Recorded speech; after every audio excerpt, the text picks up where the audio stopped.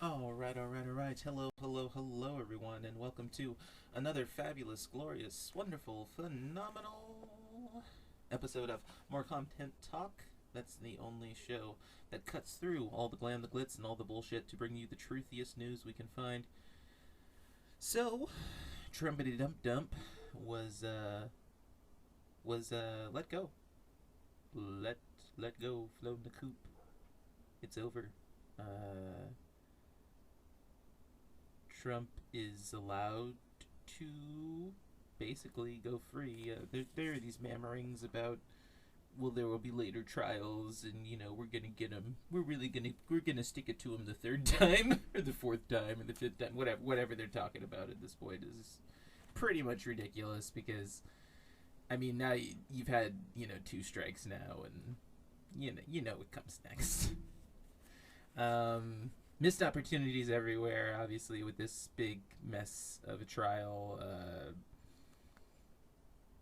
I don't even know where to begin. It's such a hot mess. There's so many people you could blame. There's so many, everyone wants to point the finger at one particular whatever. That's your business. You have a valid argument just like everyone else has. There's many people to blame. Many people have said this is a systemic failure. It has nothing to do with individual party lines or any of this nonsense, and you can bicker back and forth about that all you like. But when you look at a government that can't even send a person to jail for, uh, even if you say it's not inciting, at least encouraging. I mean, it's obvious that the riot was encouraged. I mean, it's pretty obvious. But we want to blur the lines, and we want to play nice, and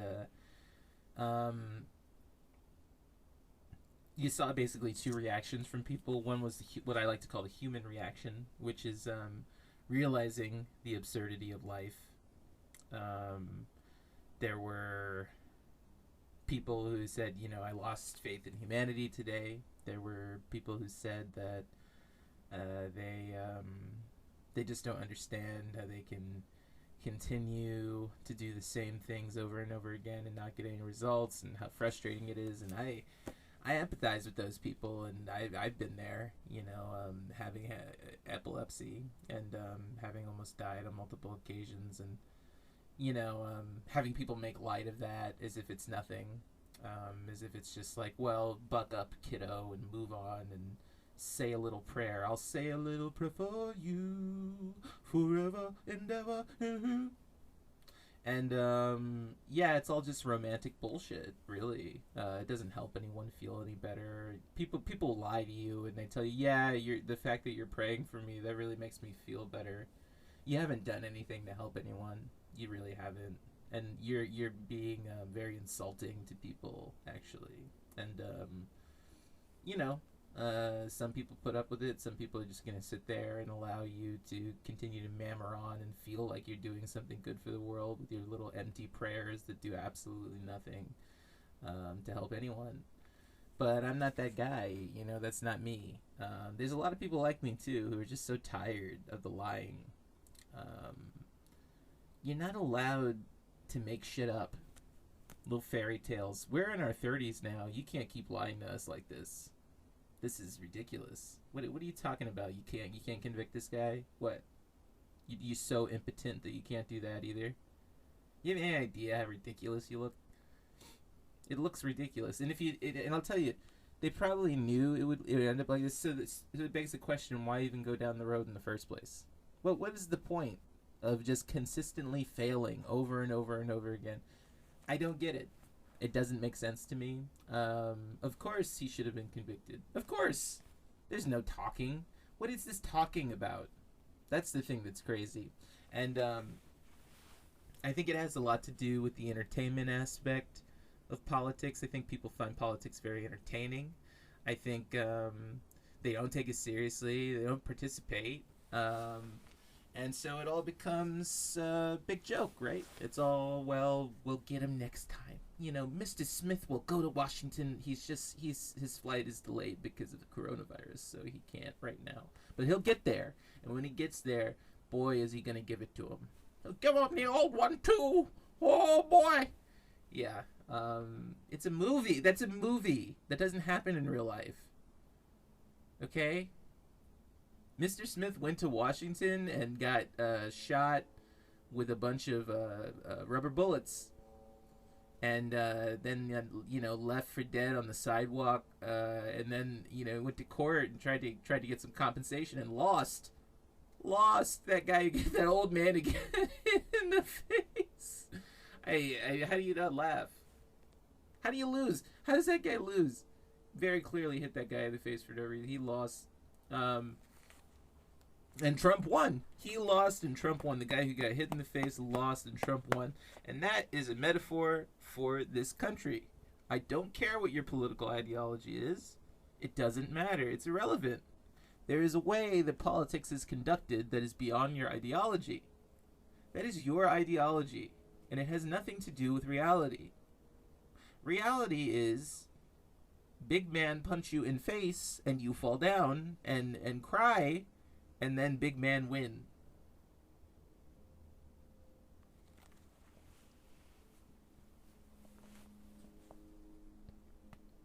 It's a serious problem that I've always been intrigued by, is how do you make all these peaceful people? There's a lot of peaceful people, right? There's so many, and they all think they're unique. They all think they have some unique peace that's better than the other person's peace. Just like religion. Isn't that funny? Isn't that funny how that works? With Christianity, it's always like, well, the Unitarian is the best, and then underneath that is the Lutheran, and whatever sequence you want to go in. I don't know. It doesn't matter. That's what's stupid. There shouldn't be a rating system, right, in the first place. Who cares? Who cares who is doing something the best? What does it matter? What is the individual people doing? The individual people, not the label of the name of the church. Well, Unitarians tend to be better than Mormons. Oh, do they tend so? What the fuck are you on? That you're reducing people to statistics like that? What have you been smoking lately? It ain't weed. I don't know what it is. There's a very odd obsession that humanity has with ascribing meaning to things. And in that process, they often tend to miss the actual meaning of things because they're so busy looking for the meaning of things. But let's cut the bullshit. Let's get to the crux of it. How does the greatest criminal in history go free in the freest country in the world? How does it happen? Not why, but how. Entertainment. This is not a retribution or a revocation or me preaching about backwards signs or symbols or any of this cult nonsense or telling you that violence is, what Marilyn Manson is going to make you call Lana Del Rey fat or whatever. I'm not saying that. This is not... I'm a political theorist. I have no time for nonsense. That's all nonsense. By the way, if you want to know my opinion on that particular incident since it came up, I find it distasteful. I do have to say, I don't really understand what's the point of calling anyone fat. I don't get it. I don't get it. It's not funny. It's just not funny. That's the thing. I didn't do it when I was a kid and I used to make fun of kids all the time. I didn't call people fat. I did. I'm being honest. Okay? I didn't say, hey, you're fat. I would make fun of people who did that because to me that's kind of stupid. Okay? So it doesn't even have anything to do with gender or anything like that. I just think calling people fat, first of all, it doesn't motivate anyone to lose weight. Calling someone a name is not going to motivate them to change their lifestyle. So what is the point? What are you doing? Exactly, right? And I think the point is that they're actually trying to make the person's life worse. by shaming them and depressing them, basically, and making them incapable of even wanting a better life, because they're trying to make them feel like that's who they are, and that's such bullshit. You're not your skin or your bones or your eyes or your whatever. You have so much more than that beneath the skin, that the skin is superfluous. And obviously any talk of losing weight should always be about health, should always be about longevity, should always be about making you happier. Losing weight can make you happier. You can have better sex, for example, which makes everyone happier. Why can't we focus on those things? What are we saying these negative things for? I attribute it to apathy. And I've talked about that a lot. Because if you don't care about people, you don't care, right? You don't give a fuck. And then you start doing these very odd things, like mocking people. Today I saw this very odd, very, very disgusting portrayal of an autistic person in what I think was a series or a movie or something an actor was doing. And it was cartoonish. It looked bizarre. It looked not the way that autistic people look. And I observed right from the get-go, I said, when people do things like that, you should be very worried.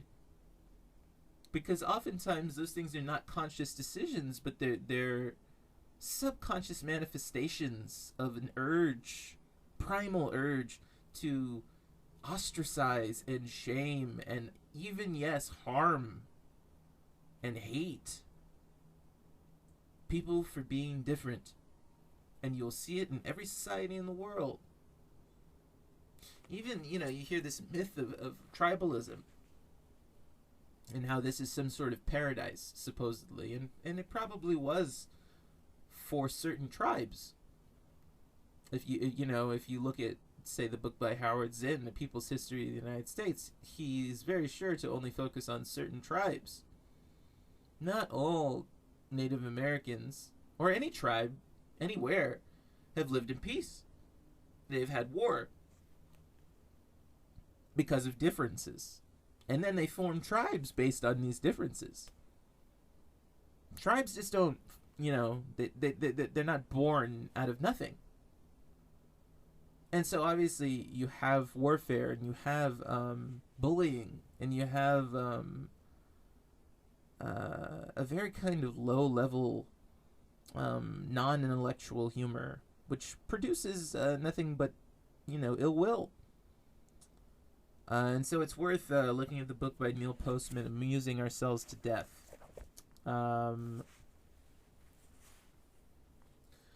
I want to start off by saying I don't necessarily agree with everything in this book, which is why I've highlighted certain portions of it. I don't think that television or technology or anything like that is making us dumb. I think that Postman, he doesn't outright make that argument, but I think that there are hints of that there, so I want to separate myself from that from the get-go.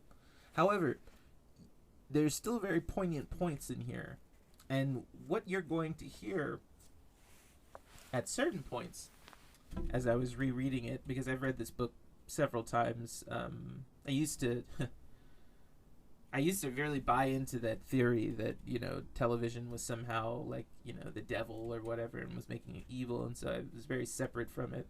And I remain separate from it to this day, and today is for very separate reasons. Today is mostly for time's sake, and I don't find a lot of positive humor, so I try to separate myself from negative humor, and that pretty much means not watching anything today. And of course, when I say words like positive and negative, I'm not using them in the sense that most people do. I'm talking about political positives and negatives, which are very different. So why amusing ourselves to death? Public discourse in the age of show business. So let's read some quotes about what others had to say about the book. This comes along at exactly the right moment. We must confront the challenge of his prophetic vision. Jonathan Causel. Notice the term prophecy. He's prophetic. Many writers can be prophetic. All you have to do is study history. So when you see prophecy, it's not something you should be wowed by. Anyone can do it. This is some man that lived up until the 90s. He's passed now, but this is not an immortal. It's a good quote to show that anyone can predict things. Here's another quote. A brilliant, powerful, and important book. This is a brutal indictment Postman has laid down, and so far as I can see, an irrefutable one. Jonathan Yardley, Washington Post, Book World. He starts where Marshall McLuhan left off, constructing his arguments with the resources of a scholar and the wit of a raconteur, Christian Science Monitor. Now, obviously, a Christian Science Monitor, you're going to have these hints of, conservatism. And again, I'm not making Postman's argument. I'm going to make analyses of his argument and compare it to what's going on today and how I see not necessarily an argument for conservative restriction of entertainment, but an argument for a more liberal participation in the community and the democracy of entertainment. And this is a concept that is new, but that I think is appropriate, and I've always kind of thought would be appropriate. It is very important when we have entertainment to have a democratic entertainment. We cannot have a monolithic entertainment that becomes oppressive and that oppresses the people. For when it does, the people lash out at it, and freedom of speech becomes under attack. I hope that makes sense. Now let's get into the arguments that Postman makes that I do agree with. We'll read one more, last quote. A lucid and very funny jeremiad about how public discourse has been degraded. So this is about the degradation of public discourse. You cannot refute the degradation of public discourse, right? You can refute the idea that Marilyn Manson made you, sleep with your cat in whatever way, if that's, whatever, shoot your face off, whatever nonsense. You can't make that argument, but you can't refute the simple fact that people simply do not care. And so it's worth wondering why and asking questions why. See if we can find out.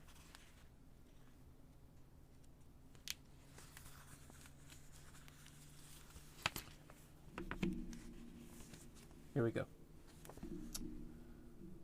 Today, we must look to the city of Las Vegas, Nevada, as a metaphor of our national character and aspiration.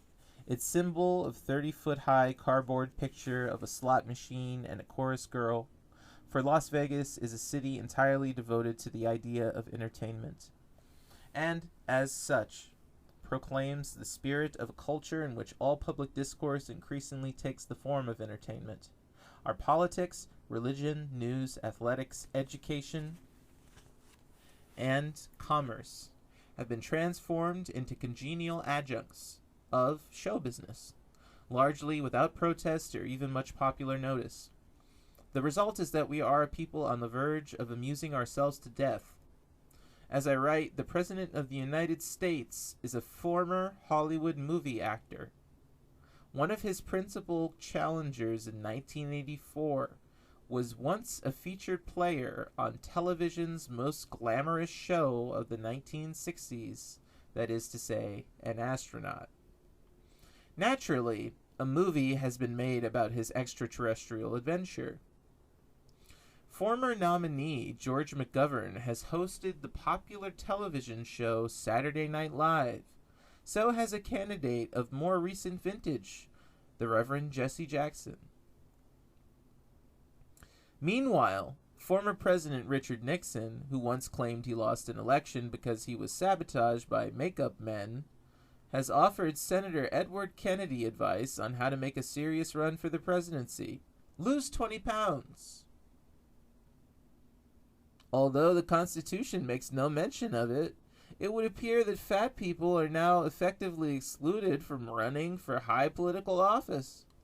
Probably bald people as well. Almost certainly those whose looks are not significantly enhanced by the cosmetician's art. Indeed, we may have reached the point where cosmetics has replaced ideology as the field of expertise over which a politician must have competent control.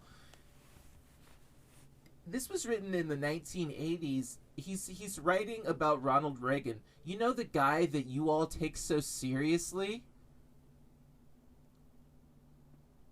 I bet you didn't see that coming, eh? He's writing about Ronald Reagan. There were all kind of Reagan politicians all over the place talking about, I'm leaving the Republican Party. I can't take it anymore. I can't take it anymore. Whoa.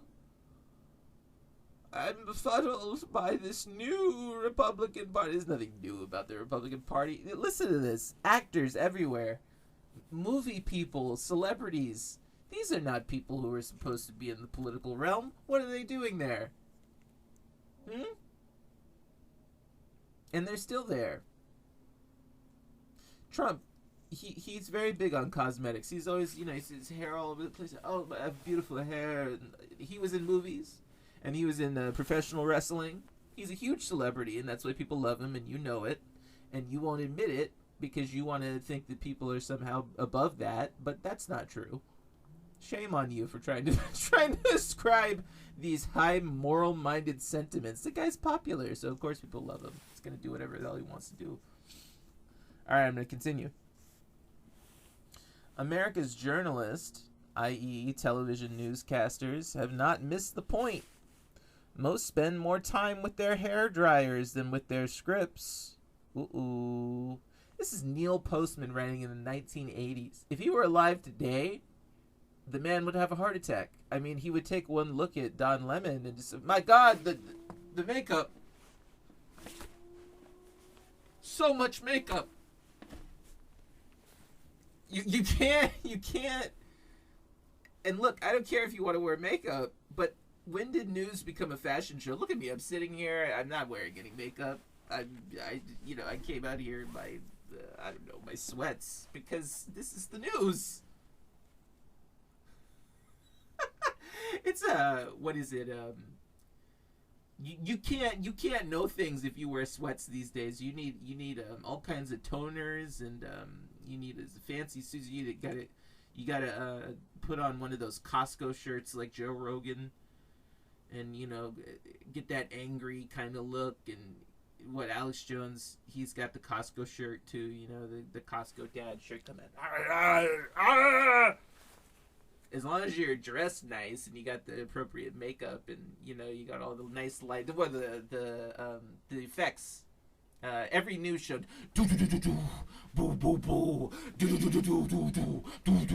news at 11. It's like you're watching a fucking movie, and you know it, and that's why most of you don't watch it. It's not because you don't want to hear bad things. That's what I hear people say. They say it's because they want to hear bad things. It's because it's gotten ridiculous. It's gotten so ridiculous that you can't take it seriously anymore. And do you know what? I don't blame you. I'm not like everyone else who is going to say, wag my finger, how dare you not participate in the political process? Oh, it's your fault. It's all your fault. No, it's not. This shit is boring because it's so sensationalized now that it's become a cartoon. I didn't watch the impeachment trial because I knew they were going to let him go. I knew it. So I didn't watch it. I said I'm not going to waste my time, and I also said I'm not going to say one word about it because if I say that, I'm going to lose 20 followers. How dare you?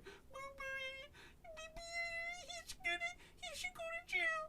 Of course he should go to jail. Pumpkin pie. Of course.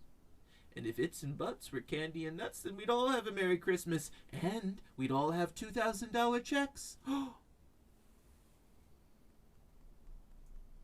I'm sick and tired of people pretending as if the best outcome will always come true. Nonsense. Stop believing in fairy tales. Come back to the real world. It's a reason I don't have a sound booth or any of this frilly nonsense. It's unnecessary. Reality That's the new reality television. Actual reality. Let's continue.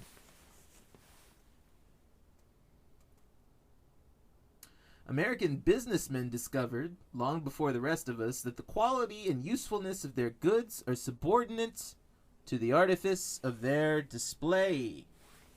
That, in fact, half the principles of capitalism, as praised by Adam Smith or condemned by Karl Marx, are irrelevant. Oh, did you hear that one? That's so important to understanding reality. I'm going to read that sentence one more time. In fact, half the principles of capitalism, as praised by Adam Smith or condemned by Karl Marx, are irrelevant. Doesn't matter. Doesn't matter. You don't have to talk about it because it doesn't fucking matter. It's completely superfluous. That's not why people buy things. People don't buy. What do? You sit down and have you thinking to yourself, you know, I'm feeling pretty Marxist today. I'm going to go get some Ben and Jerry's. Yeah, maybe some people do that, but the vast majority of people don't. Let's talk about reality. Why people actually do things, not make up fantasies. Stop it. Even the Japanese, who are said to make better cars than the Americans, back in the 1980s anyway, who knows if that's still the case, know that economics is less a science than a performing art, as Toyota's yearly advertising budget confirms. Yearly advertising. Toyota, still a big deal maker in the car auto industry today. Puts Ford to shame in some instances, I would say. Not because of the quality of the car, but because, damn, that's a good commercial. Yeah. Toyota. Put your ass in anything. They don't care. Business people. That's how it's done. Not long ago, I saw Billy Graham join with Shecky Green. Shecky Green? Shecky Green? What the hell is that? This is a person named Shecky Green. Red buttons. Red buttons? Am I in a time warp?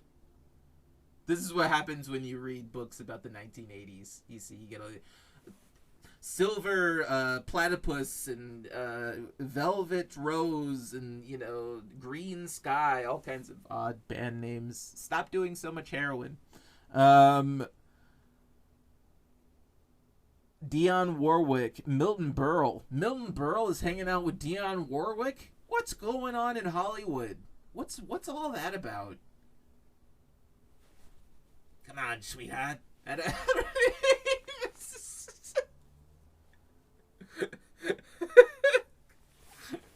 This book is hilarious. I didn't remember it was this funny. And other theologians in a tribute to George Burns, who is celebrating himself for surviving 80 years in show business. That is quite the accomplishment. The Reverend Graham exchanged one-liners with Burns about making preparations for eternity. Although the Bible makes no mention of it, the Reverend Graham assured the audience that God loves those who make people laugh. It was an honest mistake. He merely mistook NBC for God. Yikes. Yikes. Dr. Ruth Westheimer is a psychologist who has a popular radio program and a nightclub act in which she informs her audiences about sex in all of its infinite variety and in language once reserved for the bedroom and street corners. And see, now this is where I disagree with this kind of analysis, right? And so I'm going to stop it right there. It's perfectly fine for people to talk about sex as much as you like. I'm trying to normalize it myself. One of the things we have to do is stop shaming ourselves. Sexual activity is perfectly fine. There's nothing shameful about that. But what's interesting is the preface to that. And when he talks about all of these politicians and how they're so heavily involved in the performing arts and the celebrity culture that is encompassing the political realm. And you have to remember that celebrities they sell goods for a living, whether it be in movies through advertising or commercials through advertising. And so it becomes very easy to sell the idea of politics to people in your political worldview. Now, once we get into condemning things like sex and stuff like that, hey, you do all the sex you want, sweethearts. You sex it up real good. Make me proud. Neil Postman can suck a dick. Anyway, moving on. Like I said, there are some good points in this, so we're gonna cover the good ones and skip over the bad ones. We had a lot to skip. All right. This was a portion of the book. Again, much of it reminded me of the Trump administration. And this is perfect. Ignorance is always correctable.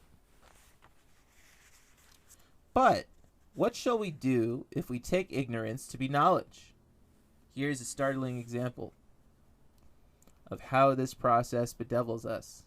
A New York Times article is headlined on February 15th, 1983.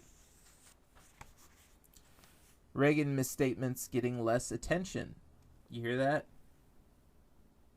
Reagan misstatements getting less attention. This is someone who we compare Trump to and say, wow, I wish we could go back to Reagan. Or I wish we could go back to the guy who lied just as much as Trump does. Wow. People are really dumb. The article begins in the following way.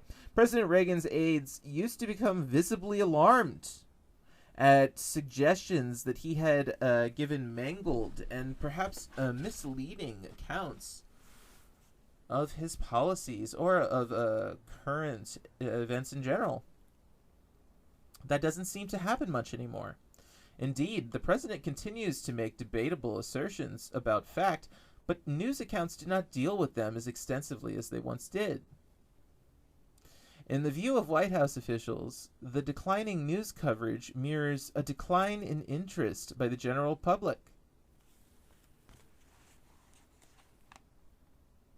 So they were covering all these misstatements, but then they stopped because it wasn't getting them ratings.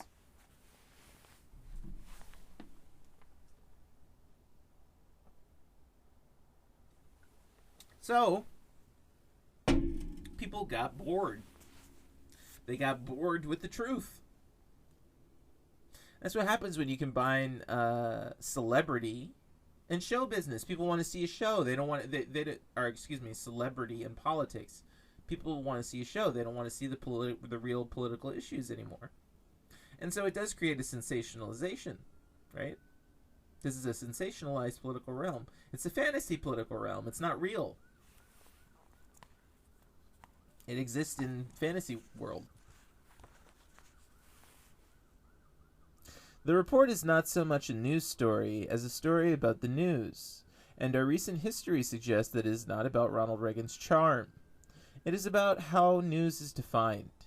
And I believe the story would be quite astonishing on both civil libertarians and tyrants of an earlier time. Walter Lippmann, for example, wrote in 1920, "There can be no liberty for a community which lacks the means by which to detect lies." For all of his pessimism about the possibilities of restoring an 18th and 19th century level of public discourse, Lippmann assumed, as did Thomas Jefferson before him, that with a well-trained press functioning as a lie detector, the public's interest in a president's mangling of the truth would be piqued. In both senses of that word. Given the means to detect lies, he believed, the public could not be indifferent to their consequences. But this case refutes his assumption. The reporters who cover the White House are ready and able to expose lies,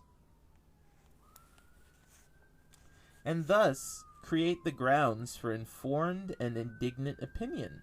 But apparently the public declines to take an interest.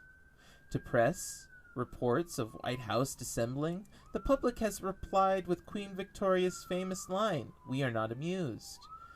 However, here, the words mean something.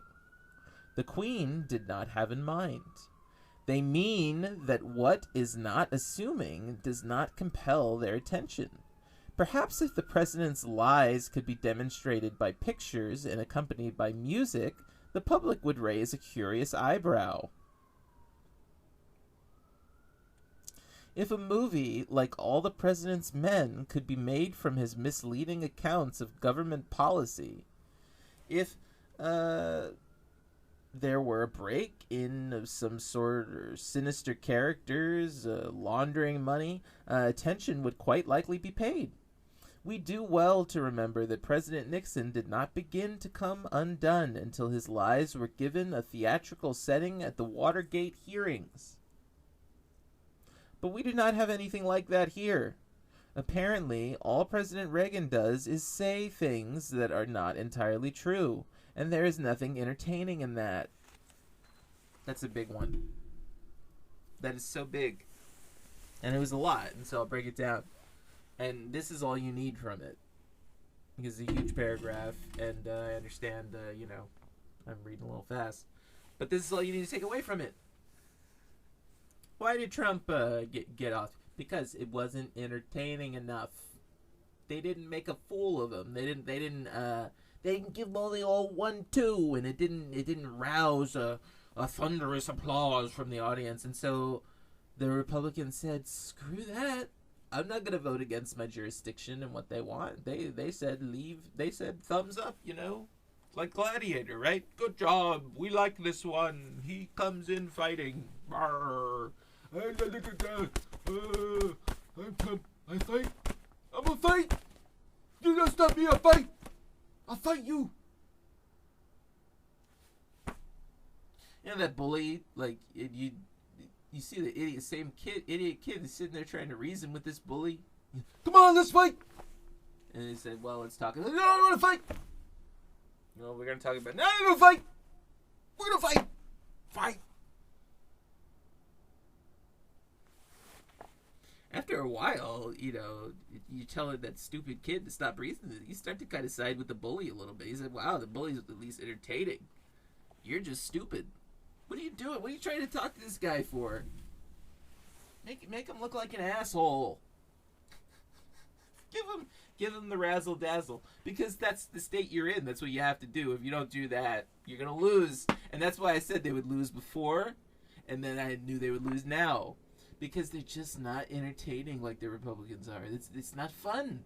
It's not fun to watch rational debate about nothing, about hairstyles, and let's talk about what so and so's wearing today.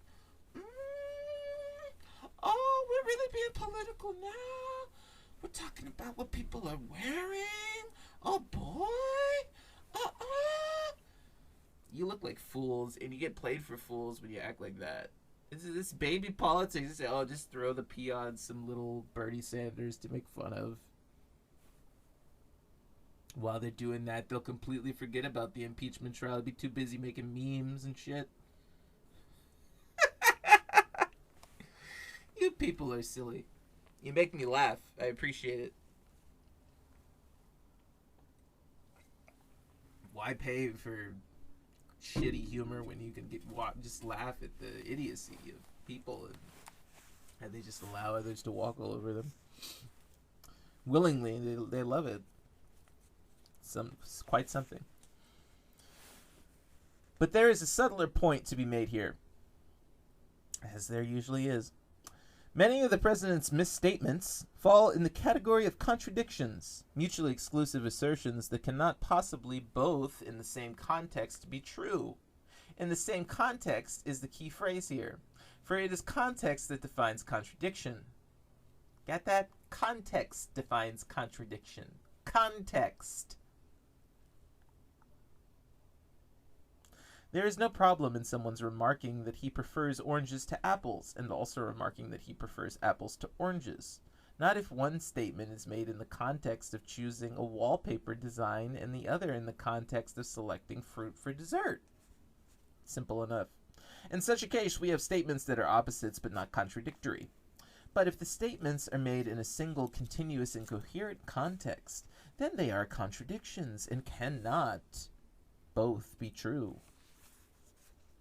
Contradiction, in short, requires that statements and events be perceived as interrelated aspects of a continuous and coherent context. Disappear the context or fragment it, the contradiction disappears. This point is nowhere made more clear to me than in conferences with my younger students about their writing. Look here, I say. In this paragraph, you have said one thing, and in that you have said the opposite. Which is it to be? They are polite and wish to please. They are polite and wish to please. They are polite and wish to please. They are polite and wish to please.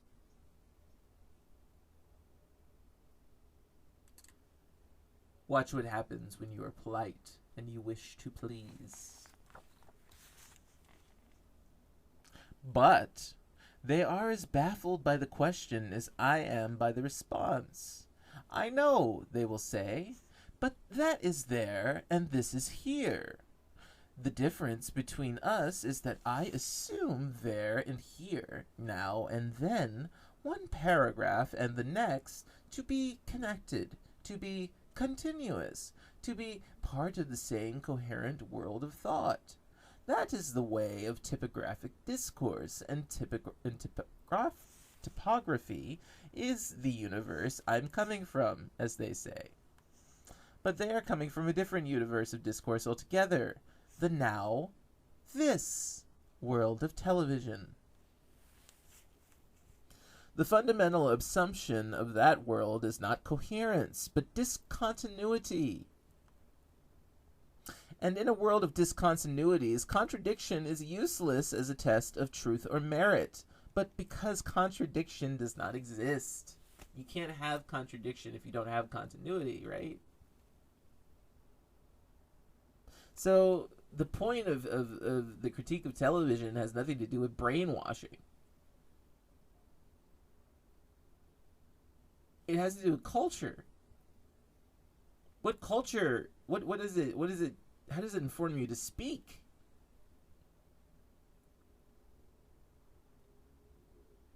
And how does it inform the political realm? How does it inform how we react to political stimuli? These are the questions that are intriguing. This is what intrigues me about the cult of celebrity. How much power does it really have over human behavior?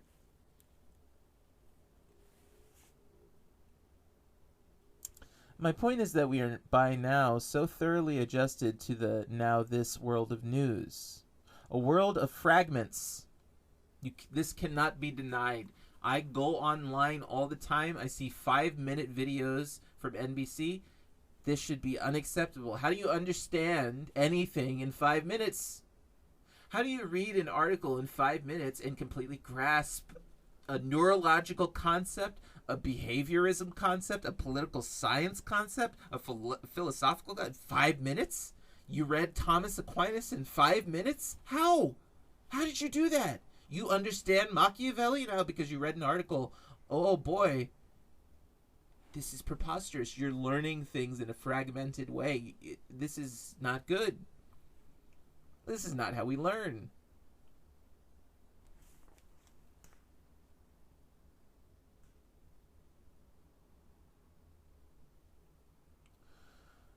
Where events stand alone, stripped of any connection to the past or to the future. I see this all the time. This is so true. People do not think about history anymore, or what will happen from their events. What will be the blowback? I always refer to it as blowback, the result.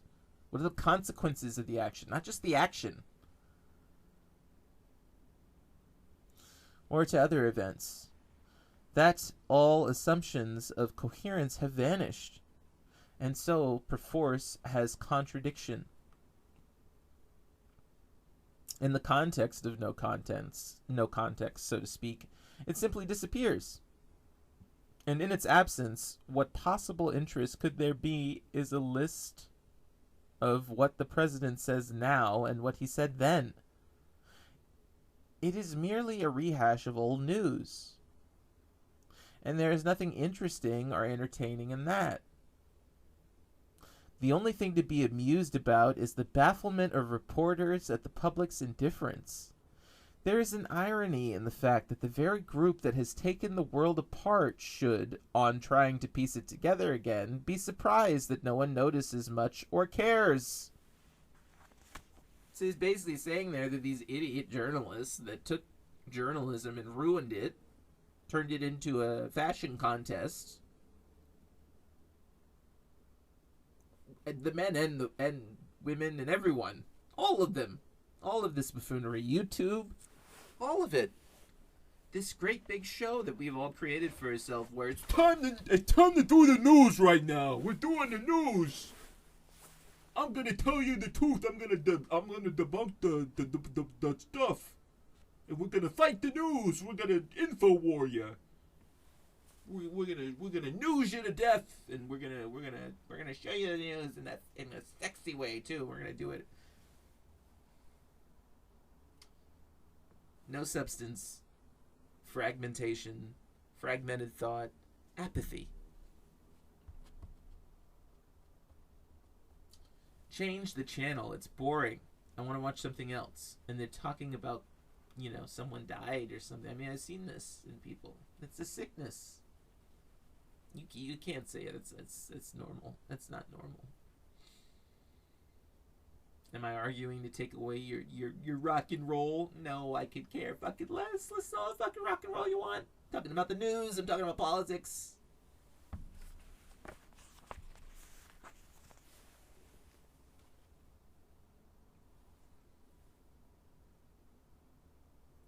George Orwell would have been stymied by this situation.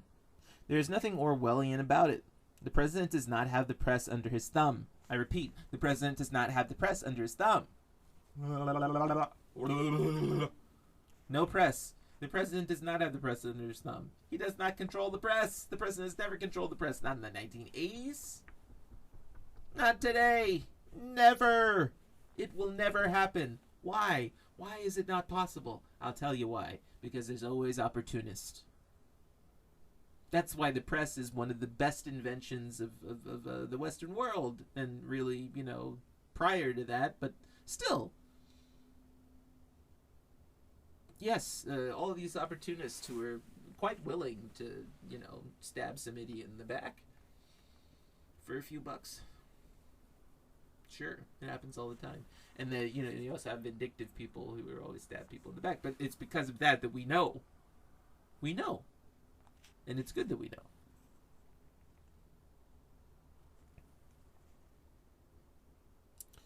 The New York Times and the Washington Post are not Pravda. The Associated Press is not TASS. And there is no newspeak here. Okay? So you take your Orwell books and you go read them. And just forget about all that nonsense. Because that's not what's going on. All that has happened is that the public has adjusted to incoherence. And been amused into indifference. They don't care that these idiots, they don't care that they're idiots. You should see, man, I have all this wonderful stuff, all this wonderful content. People don't want to watch it. They want to watch food movies. And I can't blame them. I mean, food is more interesting than these buffoons. They're boring. And that's why I've been screaming from when a young age, this stuff has to be entertaining or people are not going to participate. And when people don't participate, you don't have democracy.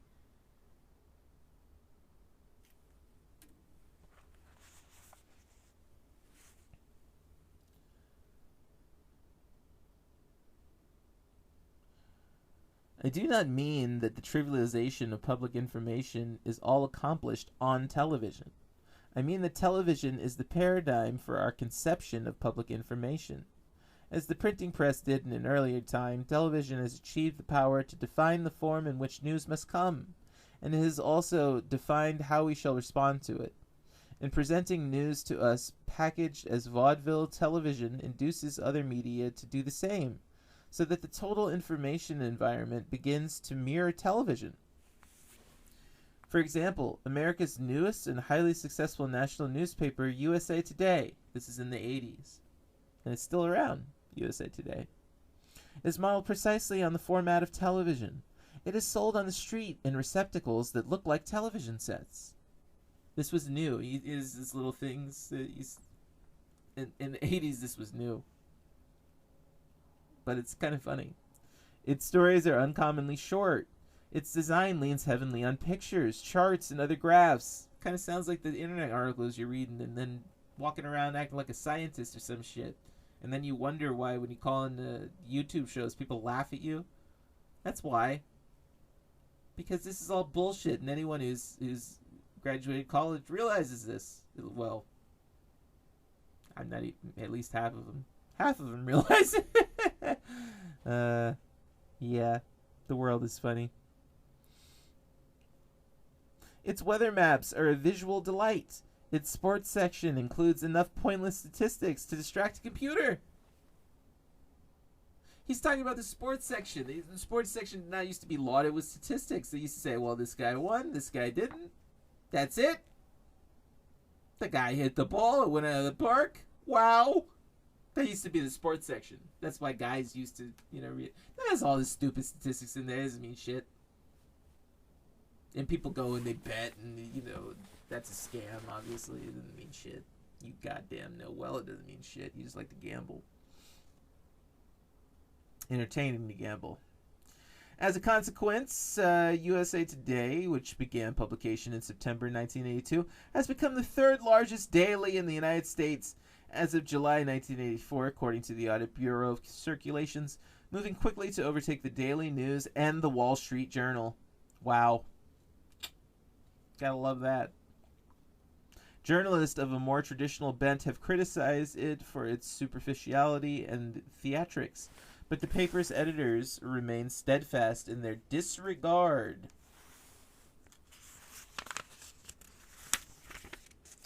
of typographic standards. The paper's editor-in-chief, John Quinn, has said, "We are not up to undertaking projects of the dimensions needed to win prizes. They don't give awards for the best investigative paragraph." Here is an astonishing tribute to the resonance of television's epistemology.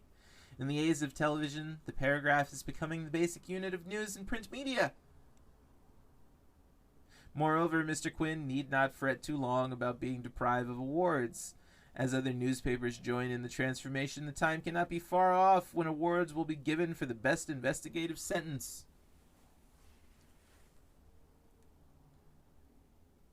Don't think that that's too far off, by the way. We already have Twitter.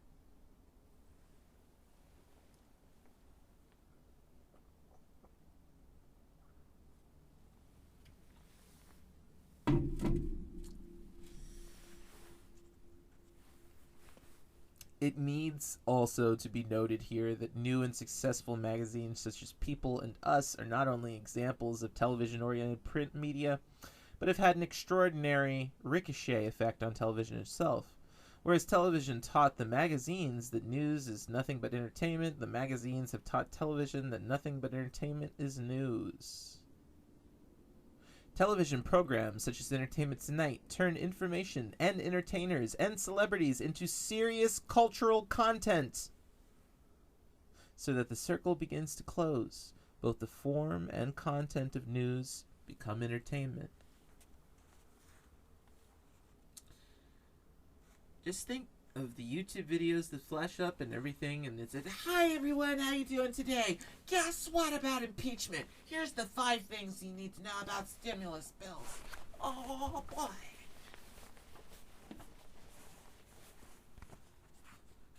You're goddamn right you don't know what's going on. How could you? There's all this tripe. And no, there's no master plan. There's no master plan, you moron. This is a bunch of tripe. It's just a bunch of tripe. That's all it is. They're putting crap out there that they think you like. And it's stupid and it's making you dumb. because it's not real information.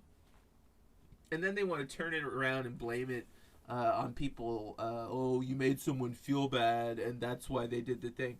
No, it's not. Don't be ridiculous.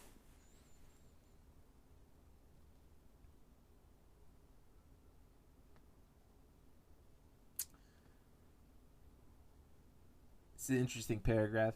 Radio, of course, is the least likely medium to join the descent into a Huxleyan world of technological narcotics. It is, after all, particularly well suited to the transmission of rational, complex language. Nonetheless, and even if we disregard radio's captivation by the music industry, we appear to be left with the chilling fact that such language as radio allows us to hear is increasingly, and then here, this is an interesting sentence, primitive, fragmented, and largely aimed at invoking visceral response. Which is to say, it is the linguistic analog to the ubiquitous rock music that is radio's principal source of income. As I write, the trend in call-in shows is for the host to insult callers whose language does not, in itself, go much beyond humanoid grunting. Such programs have little content as this word used to be defined, and are merely of archaeological interest in that they give us a sense of what a dialogue among Neanderthals might have been like. More to the point, the language of radio newscasts has become, under the influence of television, increasingly decontextualized and discontinuous, so that the possibility of anyone's knowing about the world, as against merely knowing of it, is effectively blocked. In New York City, radio station WINS entreats its listeners to give us 22 minutes and we'll give you the world. This is said without irony, and its audience, we may assume, does not regard the slogan as the conception of a disordered mind. And so we move rapidly into an information environment which may rightly be called a trivial pursuit. As the game of that name uses facts as a source of amusement, so do our sources of news. It has been demonstrated many times that a culture can survive misinformation and false opinion. It has not yet been demonstrated whether a culture can survive if it takes the measure of the world in 22 minutes, or if the value of its news is determined by the number of laughs it provides. What does that mean in the age of Trumpism? If you ask me, I don't think it means anything good. I think that we very may well have already amused ourselves into a state of prolonged slumber.